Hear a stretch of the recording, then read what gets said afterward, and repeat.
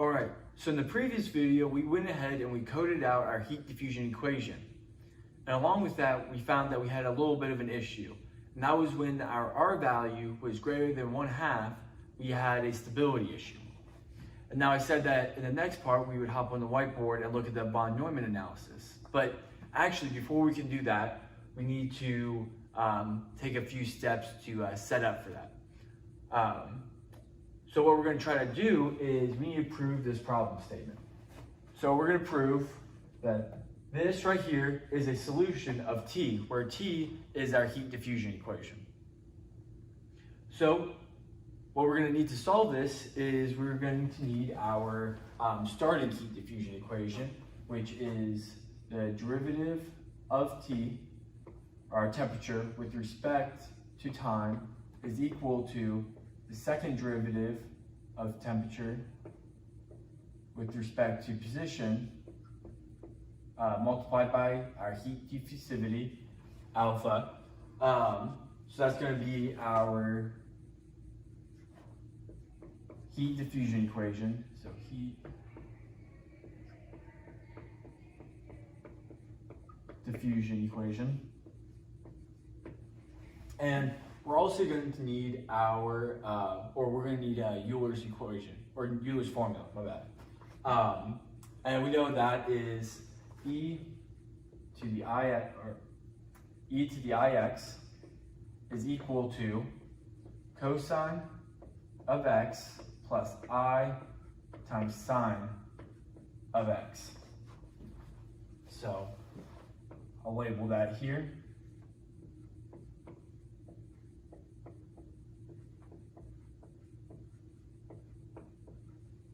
So there's Euler's formula. In addition to this, let's go ahead and write out our problem statement in the form of an equation. So what we'll say is that we'll represent T is equal to e to the power of negative alpha, our heat diffusivity, times k squared times our temperature, or our time, multiplied by e to the power of I, k times x. And so you might be wondering, what is k in this equation? Well, for now, we're just going to say k is some integer. We're not going to go much more in depth with it right now, but k is going to be some integer. And so how we're going to use these to solve this problem? Well, what we'll want to do is actually take this part of the equation. We see that it's set equal to T, and over here in our heat diffusion equation, we have two values of T. So we'll take this and we'll come plug it in. So we'll go ahead and plug that in, and we'll take the derivative. So on the left-hand side of this equation, we'll get negative alpha k squared times e to the negative alpha k squared times time. And the reason for that is we took this derivative with respect to time, so that negative heat diffusivity times k squared comes out front.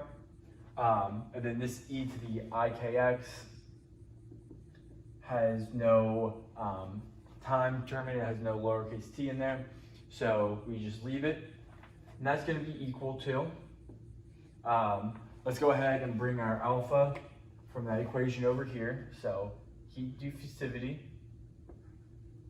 And then we'll take the derivative of this with respect to x, the second derivative, or second partial derivative of this with respect to x. So over here we have no term, or at least with this exponential, we have no term x in it, so we'll simply have e to the power of negative alpha k squared times t.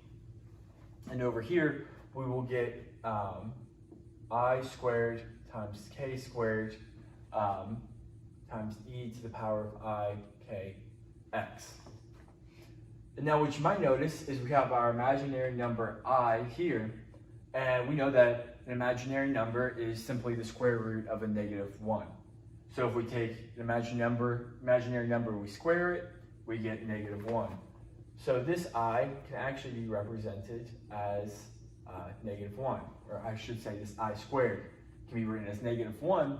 And when we do that, we see that these two sides match up perfectly. So let's go ahead and rewrite this right-hand side of the equation where we have a -1, or I guess we can multiply that out. So we have negative heat diffusivity times k squared multiplied by e to the negative alpha k squared t multiplied by e to the I k x. And there we go. So with this, we see that these two sides are equal, which proves that this right here is a solution of our heat diffusion equation. And so what we'll end up saying is that this is actually true for all values of k. For any value of k, this is true. And what we'll do next is actually look at the von Neumann stability analysis. So this is just a little prerequisite. And we can represent this as a Fourier series where k can go from negative infinity to positive infinity. It's that whole range of values. So we'll look more into that in a second. I'm going to go ahead and erase this and set up for that part of the video.